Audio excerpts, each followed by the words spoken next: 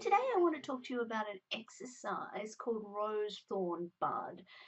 This is a technique for identifying things as either positive, negative, or having some kind of potential. Apparently, this exercise goes back to the Boy Scouts. Luma, in fact, credited it to the Boy Scouts of America, but the suspicious part of me suspects it might go back to Baden-Powell himself. And basically, it's a reflection tool in some ways. The Boy Scouts are taught to be thorough, methodical, and analytical about the different situations that they encounter. And in turn, they're routinely encouraged to identify a positive experience, we're going to call them roses, a negative experience, the thorns, and a new goal or an insight, the buds. I think of the buds as actually opportunities. So this is basically a really simple and a very versatile method for making sense of the mind mapping activities that you do. So let's assume that you've spent some time reflecting on a concept or an idea. For this exercise, I want you to reflect on the first 4 weeks of your experience in this course. And what I want you to do is basically in order, start thinking about some roses. Think about the positive experiences you've had, the good things that have happened so far. Take a post-it note, and a pink post-it note is a really good way of doing this. It's best if you have 3 colours, and pink is good for roses when you think about it. So start with your pink post-it notes and write or draw as quickly as you can as many different positive experiences as you can think of. I would allow about 7 minutes for doing that. And then when you've got as many as you can think of, move on. Then we'll go to the thorns and then we'll go to the buds. I think you can see what's happening there. So what did I come up with? So I've come up with a couple of things. Firstly and foremost for me, design thinking is fun. It's an absolute pleasure to be putting these materials together. I'm also a bit of a geek. I enjoy using the most up-to-date tech. It gives me an opportunity to update my understanding and to review the latest research, think about what's new. I like working from home, and so I get to work from home writing a course.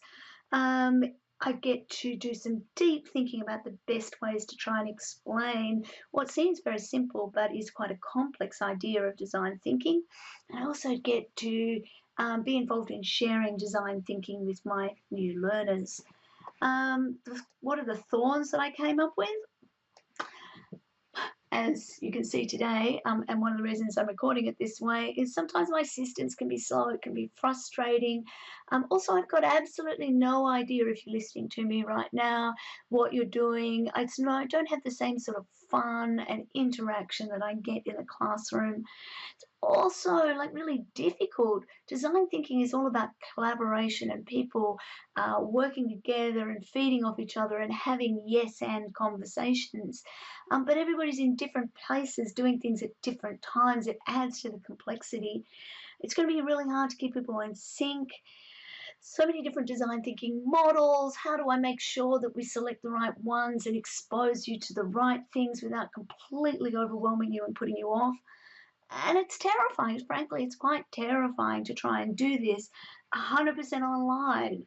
I've never done that before, and so it's entirely new. And it's interesting that thinking about the negatives helped me think about the positives, the way that we can have the opportunity to supply with lots and lots of different tools rather than be limited by time in the classroom to only a few. And we've set up the assessment in a way where it's easy for you to dip in and out of them, and there's not a great deal of loss to you if you decide that something doesn't interest you and you're just not going to deal with it, or if you don't have time. It's kind of an interesting opportunity to use technology to simulate a face-to-face experience. I think there's an opportunity when you're doing it online to have more reflective practice and not just sort of get caught up in the moment and have the fire hydrant experience and never be quite sure how much of it you get to reflect on and take in. And that allows me to take advantage of the time that you have between the activities. Instead of you being there for a full day, just lots of stuff happening, I know that there's thinking music time in between each of the activities that you do for this course. And so even though your attention might be on something else, I've got a little bit of it and I want to see how I can take advantage of that.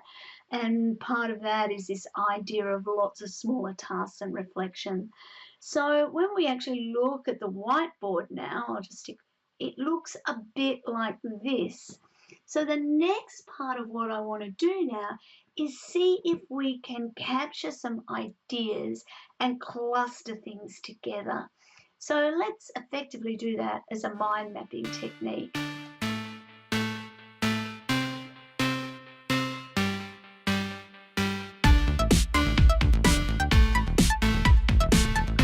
So I've got this sort of cluster of things here that really, thinking about it, these are to do with people working together, so to do with collaboration. Excuse my handwriting. Collaboration and people, basically. Usually we do this in class, but here, actually, most of you will be doing it online. As opposed to in person. So it's a kind of different thing. So again, I can cluster these together. This stuff is actually about me. I'm not sure that that fits there. I think actually, oh, sorry, got the wrong tool. I think this actually probably fits in over here as well. That opportunity that comes out of not being together all the time. These ones are about me as a teacher, I guess. So yeah, it's lots of work doing this, absolutely.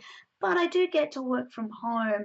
And so this helps me think, well, how do I take advantage of this? And how perhaps do I use systems? Maybe I link it this way to make sure that I get the technology that works so that I'm not duplicating things unnecessary and that I can make it as clear as I possibly can. Yes, that's the pattern I'm seeing here is systems or tech, and probably this is my frustration. I'm going to throw that in there as well because for me that's an important thing.